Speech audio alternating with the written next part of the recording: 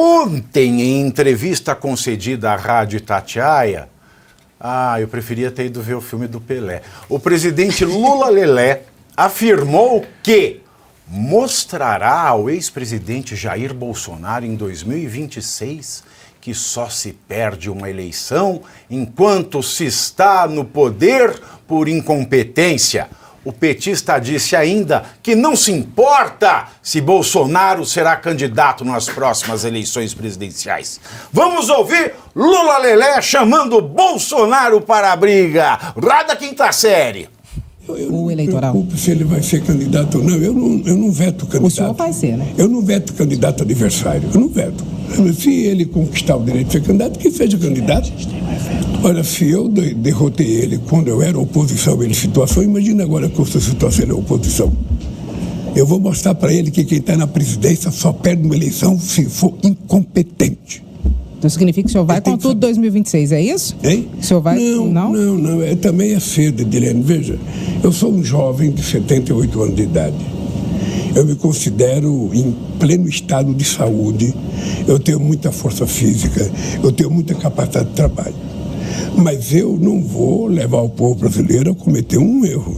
Eu vou chegar no momento certo. Primeiro, nós temos muita gente para ser candidata, não precisa ser eu. A única hipótese que eu disse que eu posso ser candidato é o seguinte, é que se todos os indicadores mostrarem que eu sou a única pessoa para derrotar o fascismo e a extrema-direita, eu não terei problema de ser candidato. Mas eu espero que a gente até lá arrume outra pessoa mais competente, mais jovem, com mais disposição, sabe? Trabalhar mais do que eu duvido que aconteça. Trabalhar mais do que eu duvido que aconteça. Eu me sinto em plena saúde, vigor físico. O problema é o mental, né, meu chapa? O mental é que pesa. Agora, o legal, quando ele falou, eu não veto ninguém de ser candidato. Alguém sussurrou, né? Dá pra ver, alguém sussurrou. Alguma coisa veto, ali. Não tem veto. Por quê? Porque ele está sonhando em vetar? Por quê? Porque ele sabe que Bolsonaro foi vetado. Porque uma coisa é você ser julgado inelegível pelas razões legais.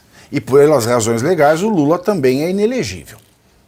Se a gente olhar esta condenação, não precisamos ir longe a condenação, porque o Lula é condenado. Você sabia, né? O Lula é condenado. Condenado pela Justiça Eleitoral, por causa lá do Boulos. Então o Lula, que é um condenado, o condenado Lula... Eu já falei que ele é condenado? Não. Então, o Lula foi condenado. Né? E ele, tendo sido ele condenado na Justiça Eleitoral, ele também se torna inelegível. É claro, se essa condenação se mantiver, né? Porque no Brasil também a gente não sabe se alguém vai vetar essa condenação ou não. Porque você veja o ato falho dele. Eu não veto ninguém. Aí é que nem chamar pra briga com o outro segurando. Tem o Alexandre de Moraes segurando o Bolsonaro, aí o Lula fica assim, vai, vamos brigar. E o Alexandre segurando o Bolsonaro. Não só o Alexandre, o TSE inteiro, ó, tem um grupo inteiro. É que nem grupo, é gangue pra bater em um. É essa briga que eu vi ele chamar aí, doutora. Não à toa, ele reconheceu. A coisa está tão escancarada, tão esculachada nesse país, que um titular, um reassentado no Planalto, é assim que eu costumo me referir. Você sabia que ele foi condenado semana passada? Ele foi condenado semana passada, ele foi condenado há alguns anos até. Ele é um condenado, digamos que ele é um reincidente, né, em penas diversas. Antes eu não sei, doutora. Antes eu não sei.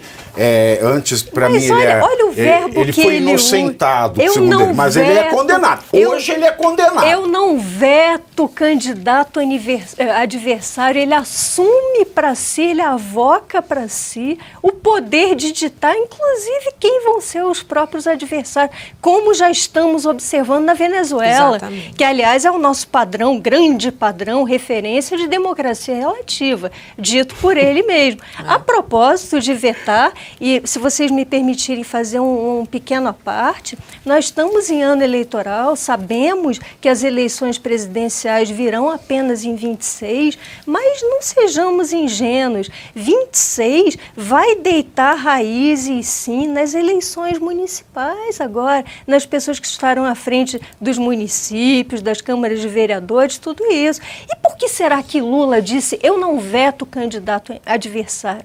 Talvez ele tenha plena ciência de um fato muito grave, mas sobre o qual o parlamento, por exemplo, não parece tomar conhecimento algum, que é a vigência de uma resolução deste ano do TSE de 2024, que é uma resolução verdadeiramente censora, que usurpou atribuições legislativas para ordenar plataformas de mídias sociais a realizarem buscas ativas. Vocês fazem ideia do que é isso? Ordenar que as plataformas procurem, bem entre aspas, por frases antidemocráticas, por frases de cunho nazista, extremista, fascista. Isso consta da resolução. E reitero eu, usurpando atribuições legislativas. O parlamento tinha não apenas o poder, mas, sobretudo, o dever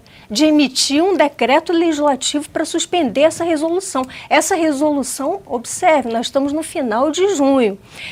Espero que eu esteja sendo pessimista demais, mas eu estudei essa resolução a fundo, eu tenho criticado, tenho escrito muito a respeito, e essa resolução tem um potencial extremamente danoso de levar a eleição apenas, ou da maior parte, apenas dos favorecidos pelo establishment, pelo Tribunal Superior Eleitoral, que também avocou para si a decisão, a centralização de todas as decisões sobre litígios envolvendo falas acerca de urnas eletrônicas. Isso tirou a autonomia da magistratura eleitoral de baixo, avocou para si, ou seja, é tudo jogo jogado. Temos tudo para acreditar que seja jogo jogado. Lula não disse isso à toa. De fato, essas resoluções não são resoluções, né? São atos institucionais ilegítimos. Exatamente. Em primeiro lugar, é um ato institucional. A resolução do TSE para a eleição municipal é um ato institucional. Por quê? Porque como resolução é ilegal. Ilegal por quê? Porque a lei eleitoral proíbe que a resolução do TSE crie direitos que não estejam previstos em lei, suprima direitos que estão previstos em lei e crie obrigações e condenações que não estão previstas na lei. Essas resoluções do TSE para as eleições municipais fizeram isso. Criaram direito onde não tem, tiraram o direito que tem, criou obrigação e condenação onde não tem. Então é ilegal. Se a gente vai ter uma eleição municipal pautada nessas eleições, essas eleições municipais vão ser fraudes eleitorais. Fraude porque contra a legislação. Então, enquanto não mudar a legislação, é fraude. Como foi fraude a eleição de 2022? Nem precisa chegar a falar de urna. Foi fraude porque ela se pautou numa resolução ilegal. Ilegal pela data, que foi 20 de outubro, quando a lei manda que seja até 7 de março.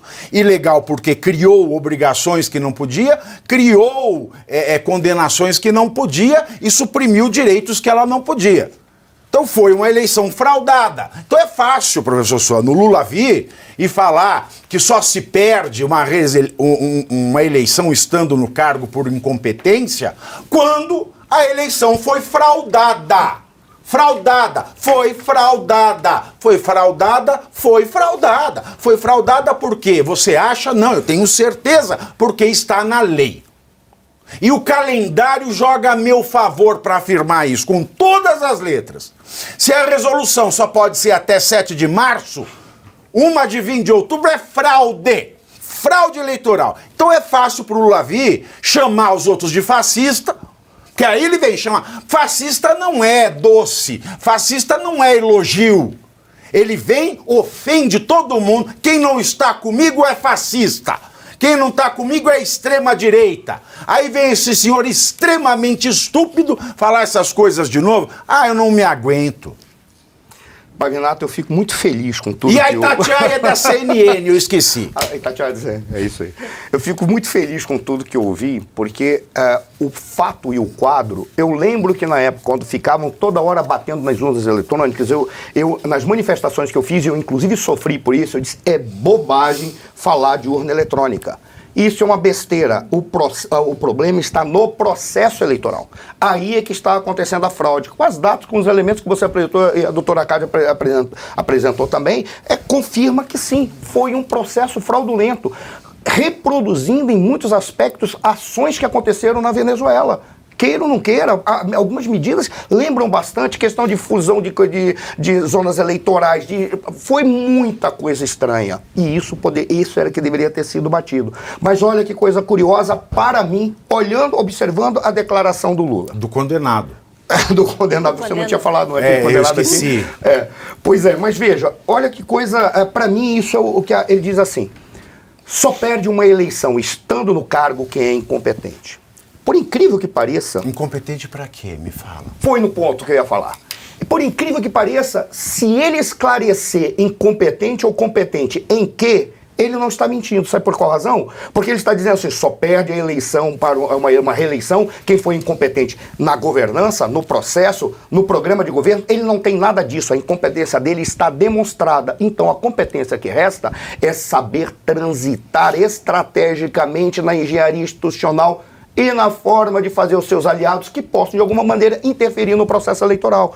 Aí é que está a competência dele, é o que me parece. Porque se ele for comparar competência e incompetência pela execução do seu programa de governo, ele não tem. Pela condução da política econômica, está uma tragédia. Pela maneira como ele está levando as políticas sociais, pior ainda, e pela forma como ele está buscando aquilo que foi para mim, o estelionato eleitoral maior, da minha perspectiva, quando ele disse, nós temos que unir o Brasil. A primeira coisa que ele fez é acirrar a segregação entre os grupos e a polarização nós não entendemos. Unir o Brasil em torno de uma opinião só.